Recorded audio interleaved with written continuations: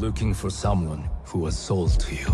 A half-breed banished from our land.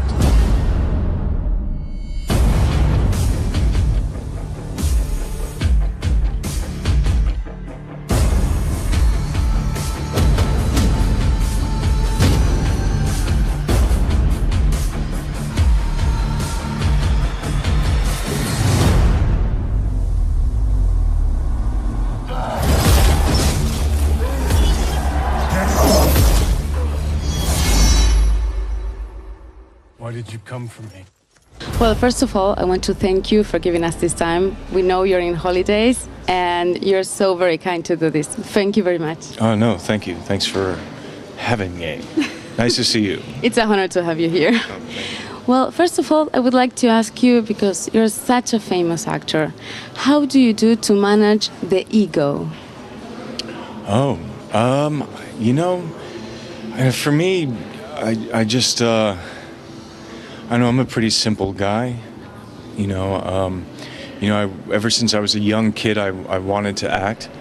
I started professional acting when I was 15. And I've been really lucky to have the chance to have a career. And I don't know, I just have always tried to keep it simple. One day you decided you wanted to be that kind of person. I think it's just in my nature. I had good parents. Yeah. That's important. And let me ask you something, because when you started acting, the first movie, and maybe you didn't know you were going to become such a famous actor, in that moment, you were sure you wanted to be so recognized everywhere, knowing that you weren't going to be able to go out without having your picture taken? When you start out, you just, especially whenever you start out in something, you have hopes and you have dreams. For me, it was just getting the chance to act, and I knew I wanted to make movies, and I knew I wanted to go to Hollywood to be in films. I think because I grew up in Canada and Toronto, those were the movies I saw. And I wanted to be telling those stories and to be making those movies, and so. I tried to make my way there, and I got in my car when I was 20 years old, and I drove to Los Angeles, and I had been working. I got an agent, but I didn't know.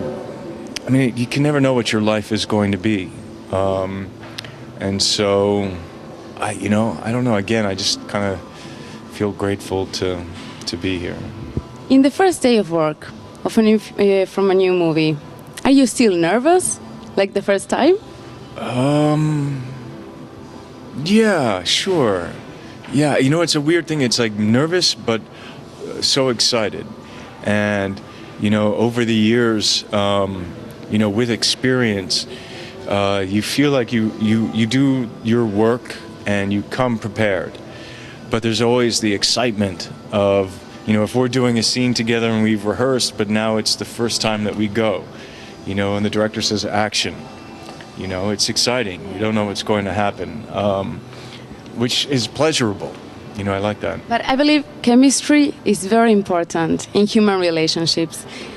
Does it happen that you arrive and you don't feel the vibe with the other actor or actresses?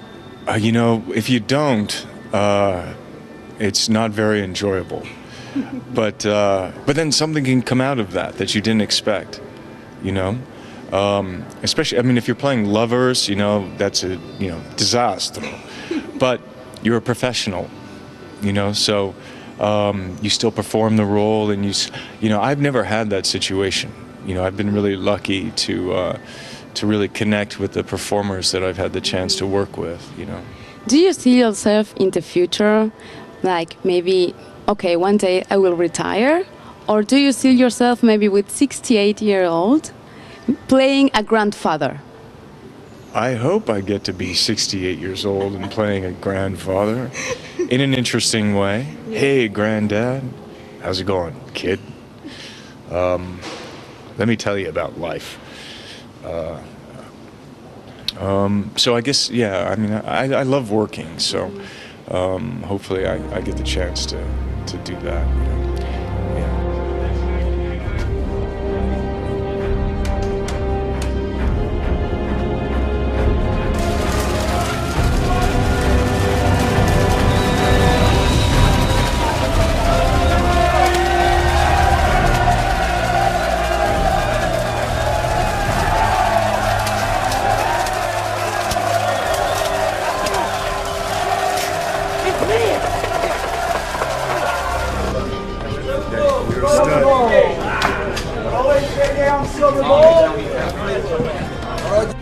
And tell me something.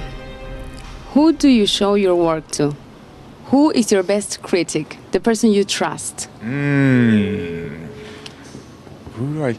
You know, I have a few friends whose opinion I really respect.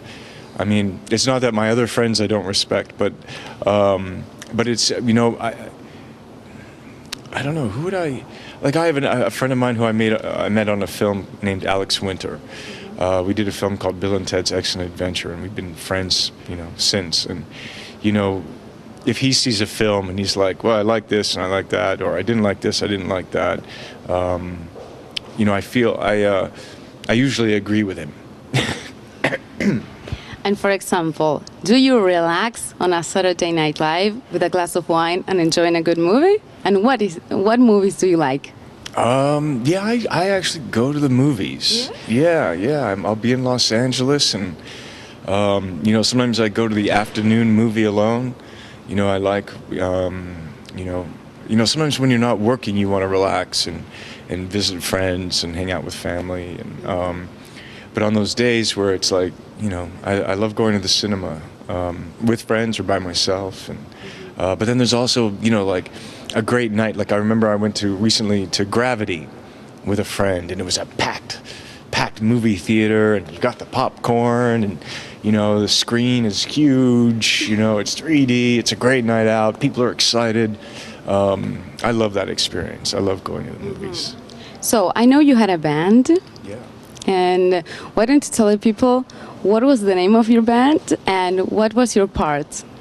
I played in a band called Dog Star, and we made a couple of albums. I played electric bass, and then after that band broke up, I played in a band called Becky for a short time. And what can we find in your playlist? In my place? Playlist, Oh, like in your iPod. playlist? What do you listen? I don't have an iPad or an iPod. Let's see. What do you like? What am I listening to? You know, I have a wide spectrum of taste. I think everybody does. You know, what am I listening to recently? Today I was listening to some Arcade Fire. You know, I really like this new band called Mets. Pretty hardcore. And I've been listening to some like older 90s music that I kind of grew up with. You know, like Replacements or Fugazi. You know, there's always John Coltrane. LCD Sound System is great. I've been listening to them a little bit. And some compositions by Arvo Part. I don't know how to pronounce his last name, P-A-R-T, but wonderful classical music. And yeah. Okay. And for example, when you travel, do you like traveling alone, going with friends? What are your favorite destinations? You know, I haven't been on many. I've been to some incredible places, like exotic places to me that I went to that was very special was a country called Bhutan. That was extraordinary. You know, I love Europe, you know. I now love Uruguay. What do you think about Uruguay? Well, I only know you know, this part of town. You know, I haven't been up north of the frontier or anything like that. But, you know, it's been, you know, great being here. Met some great people. And let's see, in traveling, yeah, I mean, it's great to travel with friends. And, you know, traveling alone is okay when you're on a motorcycle. You know, I like the motorcycle. You love motorcycles. Yeah. How many motorcycles do you have? I have a couple of Nortons, and I have a custom motorcycle. Now you are directing, right? I did. I directed a kung fu movie called Man of Tai Chi. And tell me, is it easier to direct when you are an actor or not? You know, I don't know. For me, it felt very comfortable. I felt very at home. You know, I love actors. You know, I love the cinema. You know, I love finding the shot. You know, how are we telling the story in the camera? Yeah, I just felt really comfortable. I love storytelling. And I think my experience helped. You know. And what's your upcoming project? I just finished a film called John Wick. in New York City. I played an assassin, which was, I'm hoping that it's a really good movie. It was a very interesting character, John Wick. And, he was married, kind of a normal guy. His wife passes away. He doesn't understand. He's in grief, and things happen. And, he ends up, we end up discovering another side of John Wick, the assassin side. Okay, so sometimes you may spend 1 or 2 years filming. Yeah. And then arrives the moment to listen to the critics and listen to the audience. When a movie is fantastic, like Matrix, everything is okay. Sure. But when it doesn't, Yeah. what do you feel? How do you take it? Oh my gosh, it's horrible. It's terrible. Yeah, I mean, you hope that people like the work that you're a part of and that you do. For me, it's even tougher when you have and this hasn't happened a lot, but a couple of times where you have a great, a hope. You go into making a project and you're like, okay, and then it doesn't turn out as well as you hoped, and that's a disaster. But yeah, criticism's tough. I mean, you hope that people enjoy it, Okay, well, thank you very much for giving us your time, and have a safe flight home. Thank you so much.